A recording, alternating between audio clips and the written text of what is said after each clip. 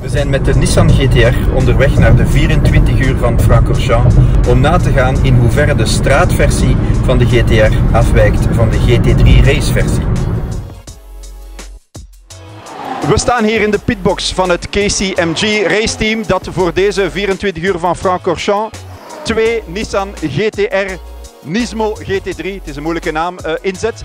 En we gaan eens nagaan wat de verschillen zijn tussen de gewone versie waar we mee naar hier zijn gekomen en deze twee racewagens. En we gaan die vraag stellen aan de manager van het raceteam. Mr. Geekie, could you explain to us what are the differences between the street car and these versions here?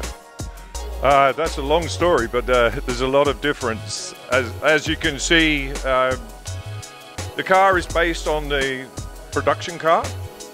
The chassis is then taken, strengthened, is fitted with an integrated roll cage, and some changes are made to accept the different, the engine is moved further back, and then you've got a different transaxle at the rear. It's fitted with a 6-speed X-Track sequential paddle shift gearbox.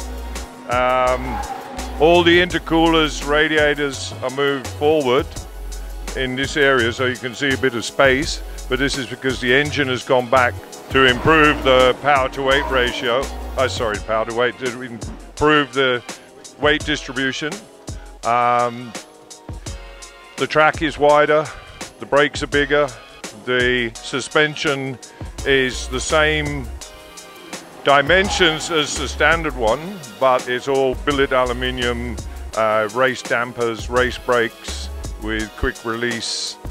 This car has been developed as a racing car. It's fully built by Nismo, so we don't modify anything when we get it. We get it as a ready-to-go racing car. And in GT3, the way it works is you can take any car and modify it or develop it for a race car. Then it must be presented to the FIA, who check everything and do a balance of performance test.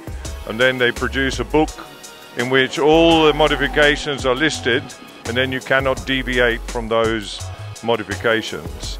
So it's a big difference from the road car, although the engine horsepower is sometimes with the BOP can be less than the road car.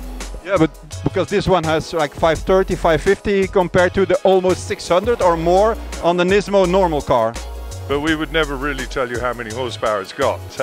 So Josh, what are the differences when you drive this car on the track or the normal road car? In the race car we have a lot more aerodynamics, a big carbon floor, rear wing which helps braking performance, stiffer suspension so you can brake roughly 200 meters later than a road car, braking from 270 down to around 50 kilometers an hour in roughly 90 meters. That's probably the biggest difference, and the turbo a little bit bigger, so a little bit more straight line speed. In acceleration? Acceleration very similar. The road car is really impressive. It is quite similar too, because there's a lot more aerodynamics on the racing car. That does slow down a little bit of the top speed, whereas the street car, not as much aero, makes it more slippery in a straighter line. Do you have air conditioning in the car? It's called air conditioning. I don't think it really works as well as air conditioning, but we have some sort of fresh air, yes. Melvin, waarom zijn jullie aanwezig in de autosport?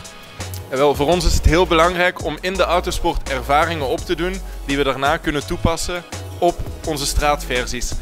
We zijn niet alleen aanwezig op de 24-uursrace van Spa-Francorchamps zoals we hier nu zijn, waarbij we die ervaringen kunnen toepassen op onze straatversie van de GT-R. Maar daarnaast zijn we bijvoorbeeld ook aanwezig in de Formule I, waarbij we onze ervaringen van het elektrische Formule 1 rijden, zoals we dat eigenlijk kunnen zeggen, ook toepassen op bijvoorbeeld een nieuwe Nissan Leaf.